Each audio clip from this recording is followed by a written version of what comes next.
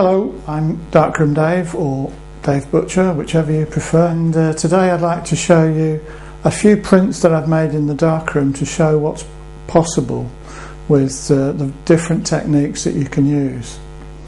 This is a shot of mountains in the Indian Peaks wilderness with a thunderstorm brewing in the background. In isolation it looks like a good print, but then if you put a print with more contrast next to it, you can see that the one with more contrast is a more impressive print, and it actually makes things stand out, like the ice at the bottom of the picture. You hardly notice that in the shot, the print on the right, but the one on the left, it sort of sets the picture off for everything above it. The one on the left is probably a bit more contrast than I would use these days. All the prints in this little talk were created for a darkroom lecture. Contrast is really important. This is a print of powder snow in Scotland. It's printed on matte paper, and it's just an example of how matte paper treats pictures. So you can see that the snow looks great, and matte paper is good for things that don't have a black, because it doesn't give a black, it gives a dark grey. So if you've got anything with black in it, I would suggest you don't use matte paper. But for normal printing, I would personally use glossy or pearl. Pearl is my favourite, to be honest. Ilford Pearl, or some companies call it luster. In Rocky Mountain National Park in Colorado, wasn't a very nice day. It was the logs that took my eye. I wanted that to be the focal point of the picture, so I did another print. Now the one on the left, you can see it hasn't got the bit at the top, the bowl of the corrie, so I'm concentrating the viewer to look at the logs and the ice. And I've also printed the one on the left on warm tone paper to match the wood. Doesn't do an awful lot for the ice, but it's a good match for trees. It also works with old buildings, of course. Maroon bells, aspen in Colorado, and lots of mid-tones across the middle of the picture. But I knew that I could do it better. I put more contrast into the middle of the picture. So now you can see the one on the left. I've separated the tones within the aspen so that you can see the different shades of grey in the middle of the picture. Plus I've also made the conifers almost black so that they really stand out and they add a lot of contrast. This shows you what I started with. The brightness range from the top of the picture to the middle of the picture was quite great, so I had to burn the top in quite a lot to get the final image, and I have darkened the reflection slightly. Reflections are nearly always darker than the thing that's being reflected. This is the summit view from the top of the Allerleinhorn, one of the 4,000 metre peaks in the Alps above the village of Saas-Fee in Switzerland. And we're looking at Alfibel, the snowy dome on the right. I printed it vertical to start with, but I took it square on a Mamiya 6x6 camera. This is what the full frame image looks like. So now you can see it's a much better balance to the picture than I had with the vertical shot. The crevasse on the left is brought into the picture. The dome on the left, you can see the whole of it, and the mountain itself, the back of that with all the crevasses, is brought into the picture, and it has a much better feel to it. The one on the left I've also blue toned, and when I did this you had to use Ilford warm tone paper because that was the only one that would take any toner other than sepia. To get blue tone you have to use gold toner, so gold gives you a blue colour. The mountain towards the left at the top is the Straalhorn, another 4,000 metre peak, so that was what we were heading for, and the dip is the Adler Pass. Figures in front of me reminded me of some of the old photographs that I've seen where you've got strings of people going up the mountains. They were taken in the late 1800s, early 1900s, so I thought maybe this would work if I toned it and it would look like an old style mountain photograph. So now you can see the one on the left has been toned, and it's selenium that I've used to give the brown colour, which is the one that's often used. It's either selenium or sepia toner to give you the brown colour, and the brown coloured prints generally give you a feeling of an old print. Here's a shot of Venice, and I didn't want them overlapping or it would have looked a mess.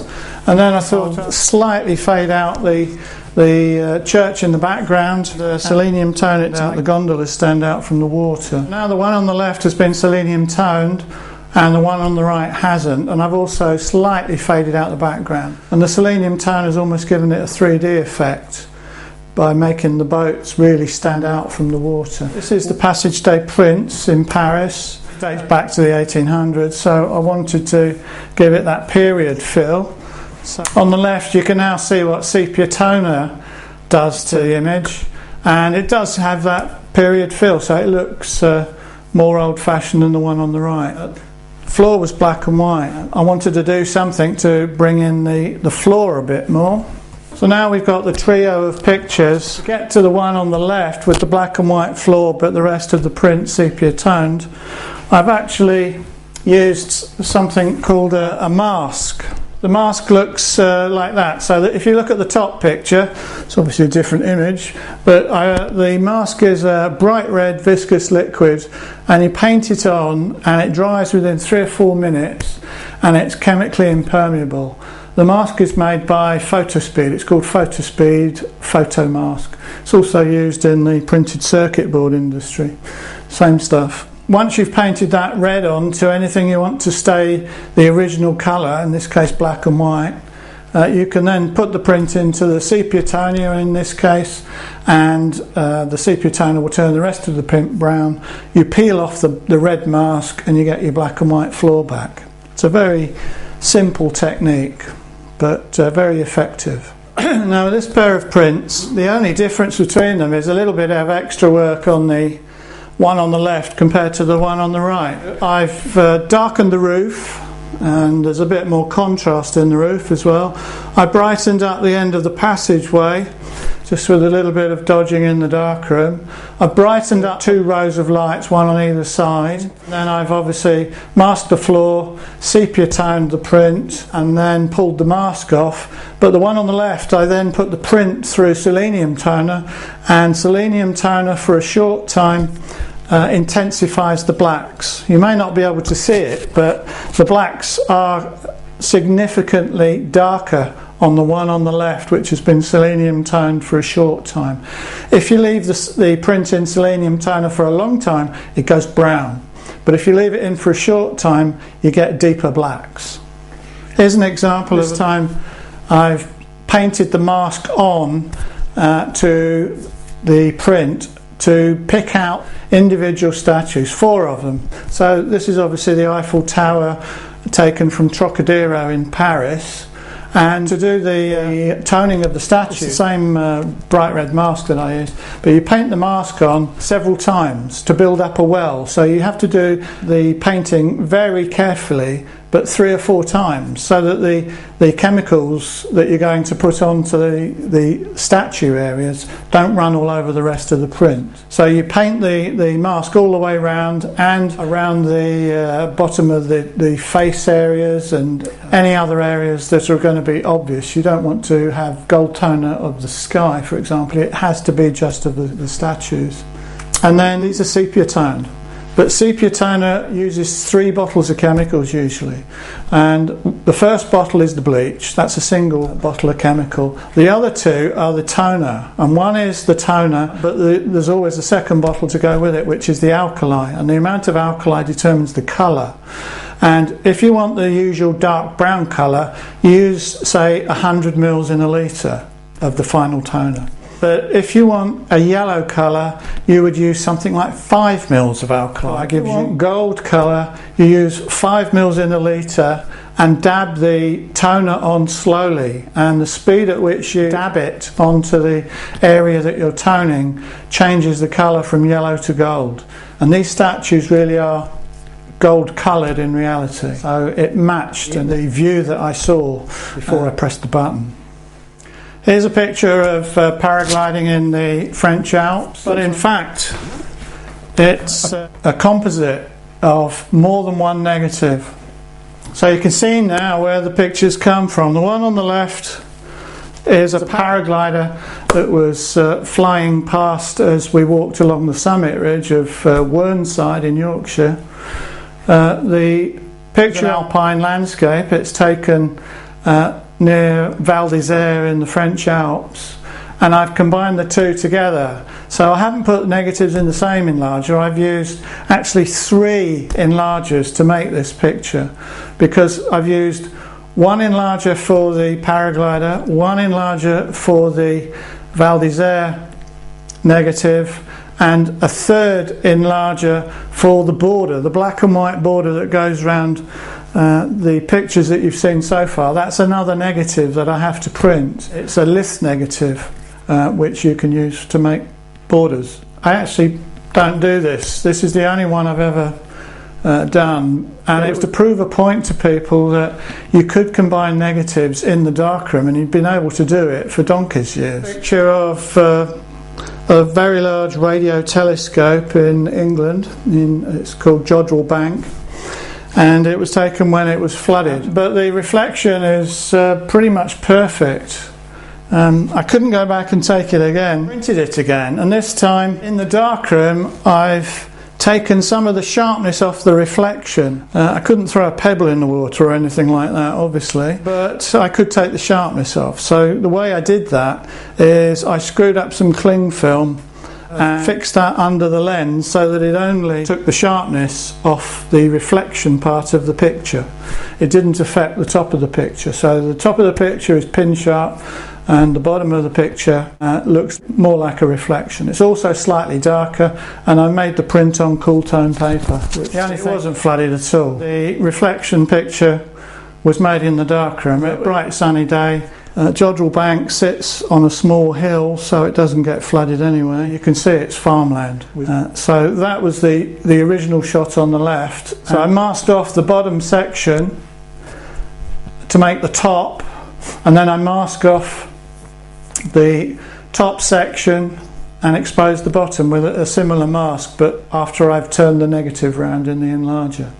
So these sort of things you can also do in the darkroom, but they do take quite a lot of time and effort, whereas in Photoshop you just click the button and it inverts the image. The next 3 prints are just to demonstrate an old technique called pre-flash. Pre-flash was dreamed up when graded papers were the only thing that you could buy before variable contrast papers became the equal of graded papers. When you had a difficult image to print, you needed some help in getting density into the paper without losing the overall print contrast. So pre-flash is just where you take the negative out of the enlarger, flash the whole piece of paper or even part of the paper with white light, and that raises the threshold of the sensitivity of the paper such that when you put the image exposure on the top of it, the developer will actually give you density in those difficult to print areas.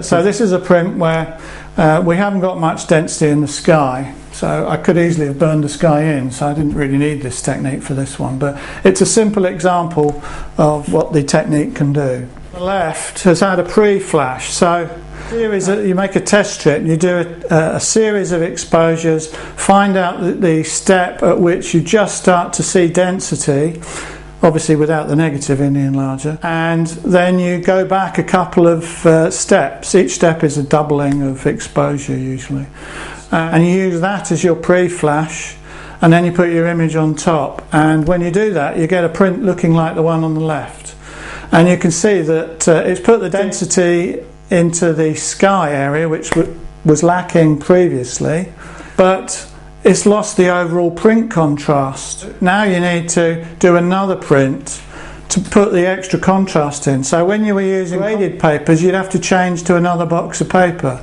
So you might have to go from grade 2 box of paper to grade 3 to make your print. The print on the left is the extra print, and it's been made with an extra grade or so of contrast. I'm using variable contrast paper, so I can dial in any grade I want.